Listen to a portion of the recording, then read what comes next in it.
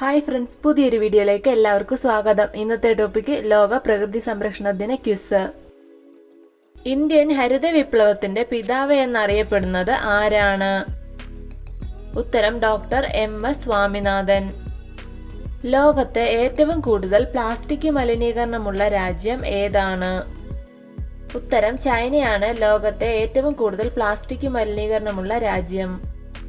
യുനെസ്കോയുടെ ലോക പൈതൃക പട്ടികയിൽ ഏറ്റവും അധികം ആളുകൾ സന്ദർശിക്കുന്ന സ്ഥലമായ ഫോർബിഡൻ സിറ്റി ഏത് നഗരത്തിലാണ് സ്ഥിതി ചെയ്യുന്നത്? ഉത്തരം ചൈനയിലെ ബെയ്ജിംഗ്. ഇന്ത്യയിൽ എലിഫന്റ് ഗുഹകൾ എവിടെയാണ് സ്ഥിതി ചെയ്യുന്നത്? ഉത്തരം മഹാരാഷ്ട്രയിലാണ് എലിഫന്റ് ഗുഹകൾ സ്ഥിതി ചെയ്യുന്നത്. ഫോസിൽ ഇന്ധനങ്ങൾ കത്തിക്കുന്നത് മൂലം ഉണ്ടാകുന്ന വാതകം ഏതാണ്? ഉത്തരം കാർബൺ ഡൈ ഓക്സൈഡ് ആണ് ഫോസിൽ ഇന്ധനങ്ങൾ കത്തിക്കുന്നത് മൂലമുണ്ടാകുന്ന വാതകം. ഓസോൺ ദിനമായി ആഘോഷിക്കുന്നത് എന്നാണ്? ഉത്തരം സെപ്റ്റംബർ 16 ഓസോൺ ദിനമായി ആഘോഷിക്കുന്നത്. സസ്യശാസ്ത്രജ്ഞന്റെ പറുദീസ എന്നറിയപ്പെടുന്ന ഇന്ത്യൻ സംസ്ഥാനം ഏതാണ്? ഉത്തരം സിക്കിമാണ് സസ്യശാസ്ത്രജ്ഞന്റെ പറുദീസ എന്നറിയപ്പെടുന്ന ഇന്ത്യൻ സംസ്ഥാനം. എന്നാണ് ലോക പ്രകൃതി സംരക്ഷണ ദിനമായി ആഘോഷിക്കുന്നത്? ഉത്തരം ജൂലൈ 28. ഇന്ത്യയിലെ ആദ്യ ബയോസ്ഫിയർ റിസർവ് ഏതാണ്? ഉത്തരം നീലഗിരി ബയോസ്ഫിയർ റിസർവ് ആണ് ഇന്ത്യയിലെ ആദ്യ ബയോസ്ഫിയർ റിസർവ്. ലോക ജൈവ വൈവിധ്യ ദിനമായി ആചരിക്കുന്നത് എന്നാണ്? ഉത്തരം മെയ് 22 ലോക ജൈവ വൈവിധ്യ ദിനം. ഇന്ത്യയിലെ ആദ്യത്തെ ജൈവ വൈവിധ്യ മ്യൂസിയം എവിടെയാണ് സ്ഥിതി ചെയ്യുന്നത്? ഉത്തരം കേരളത്തിലാണ് ഇന്ത്യയിലെ ആദ്യ ജൈവ വൈവിധ്യ മ്യൂസിയം. മഹാരാഷ്ട്രയിലെ എല്ലോറ ഗുഹകൾ പരിപാലിക്കുന്നത് ആരാണ്? ഉത്തരം ആർക്കിയോളജിക്കൽ സർവേ ഓഫ് ഇന്ത്യയാണ് മഹാരാഷ്ട്രയിലെ എല്ലോറ ഗുഹകൾ പരിപാലിക്കുന്നത്. ഐക്യരാഷ്ട്രസഭ അന്താരാഷ്ട്ര വനവർഷമായി പ്രഖ്യാപിച്ച വർഷം ഏതാണ്? ഉത്തരം 2011. ഗ്രേറ്റ് ഹിമാലയൻ നാഷണൽ പാർക്ക് ഏത് സംസ്ഥാനത്താണ് സ്ഥിതി ചെയ്യുന്നത്? ഉത്തരം ഹിമാചൽ പ്രദേശിലാണ് ഗ്രേറ്റ് ഹിമാലയൻ നാഷണൽ പാർക്ക് സ്ഥിതി ചെയ്യുന്നത്. ലോക കാലാവസ്ഥാ ദിനമായി ആചരിക്കുന്നത് എന്നാണ്? ഉത്തരം മാർച്ച് 23 ലോക കാലാവസ്ഥാ ദിനമായി ആചരിക്കുന്നത്. പശ്ചിമഘട്ടം എത്ര സംസ്ഥാനങ്ങളിലായാണ് വ്യാപിച്ചു കിടക്കുന്നത്? ഉത്തരം പശ്ചിമഘട്ടം 5 സംസ്ഥാനങ്ങളിലായാണ് വ്യാപിച്ചു കിടക്കുന്നത്. പശ്ചിമഘട്ടത്തിലെ ഏറ്റവും ഉയരമുള്ള കൊടുമുടി ഏതാണ്? ഉത്തരം ആനമുടിയാണ് പശ്ചിമഘട്ടത്തിലെ ഏറ്റവും ഉയരമുള്ള കൊടുമുടി. യുനെസ്കോയുടെ ലോക പൈതൃക സ്ഥലമായ കാസ് പീഠഭൂമി ഏത് സംസ്ഥാനത്താണ് സ്ഥിതി ചെയ്യുന്നത്? ഉത്തരം മഹാരാഷ്ട്രയിലാണ് കാസ് പീഠഭൂമി സ്ഥിതി ചെയ്യുന്നത്. ജൈവ വൈവിധ്യം എന്ന പദം ആദ്യമായി ഉപയോഗിച്ചത് ആരാണ്?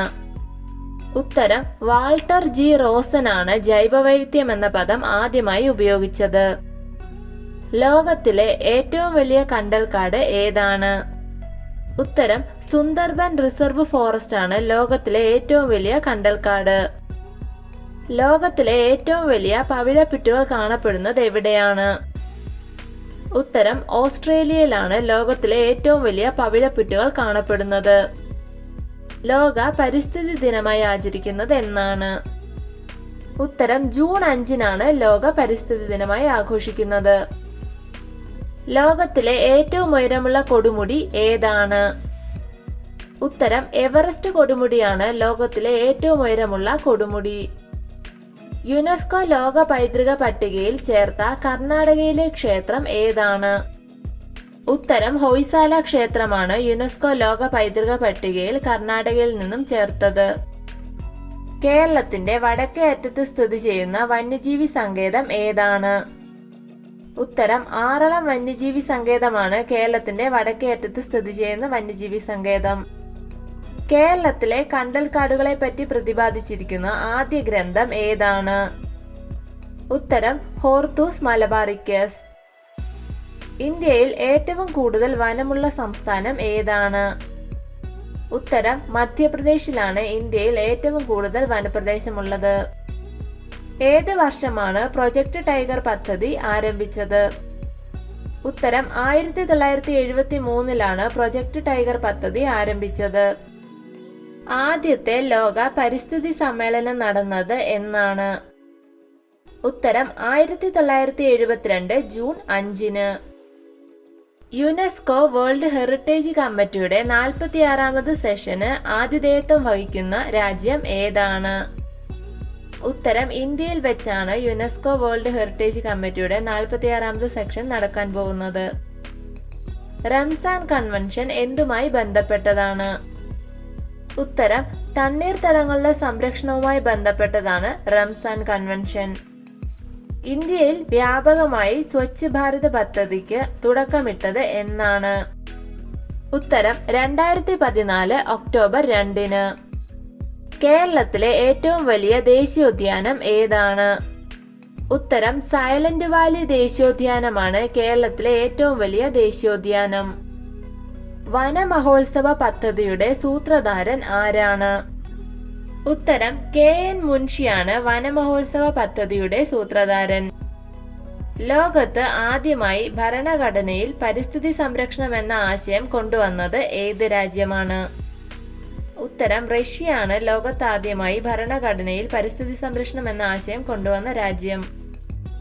ലോകത്തെ ഏറ്റവും കൂടുതൽ വനവിസ്തൃതിയുള്ള രാജ്യം ഏതാണ്? ഉത്തരം റഷ്യയാണ് ലോകത്തെ ഏറ്റവും കൂടുതൽ വനവിസ്തൃതിയുള്ള രാജ്യം. പശ്ചിമഘട്ടത്തിന്റെ വടക്കേ അറ്റത്തുള്ള നദി ഏതാണ്? ഉത്തരം താപ്തിയാണ് പശ്ചിമഘട്ടത്തിന്റെ വടക്കേ അറ്റത്തുള്ള നദി. ജീവൻ നിലനിർത്താൻ ആവശ്യമായ അന്തരീക്ഷ ആവരണം ഏതാണ്? ഉത്തരം ഹരിതഗൃഹമാണ് ജീവൻ നിലനിർത്താൻ ആവശ്യമായ അന്തരീക്ഷ ആവരണം. ഏഷ്യൻ സിംഹങ്ങളുടെ വീട് എന്നറിയപ്പെടുന്ന ദേശീയോദ്യാനം ഏതാണ്? ഉത്തരം ഗിർ ഫോറസ്റ്റ് ആണ് ഏഷ്യൻ സിംഹങ്ങളുടെ വീട് എന്നറിയപ്പെടുന്ന ദേശീയോദ്യാനം. ഇന്ത്യൻ പരിസ്ഥിതി ശാസ്ത്രത്തിന്റെ പിതാവ് എന്നറിയപ്പെടുന്നത് ആരാണ്? ഉത്തരം R മിശ്രയാണ് ഇന്ത്യൻ പരിസ്ഥിതി ശാസ്ത്രത്തിന്റെ പിതാവ്. ഇന്ത്യയിലെ ആദ്യ പ്ലാസ്റ്റിക് ഫ്രീ ജില്ല കേരളത്തിലാണ്. ഏതാണ് ജില്ല? ഉത്തരം ഇന്ത്യയിലെ ആദ്യ പ്ലാസ്റ്റിക് ഫ്രീ ജില്ല കണ്ണൂർ.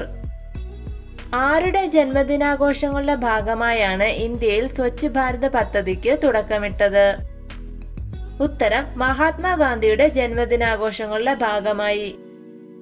കേരളത്തെ കൂടാതെ ആന സംസ്ഥാന മൃഗമായ മറ്റു സംസ്ഥാനങ്ങൾ ഏതാണ്? ഉത്തരം കർണാടകയുടെയും ജാർഖണ്ഡിന്റെയും സംസ്ഥാന മൃഗം ആനയാണ്. ചിപ്കോ പ്രസ്ഥാനം ആരംഭിച്ചത് ആരാണ്?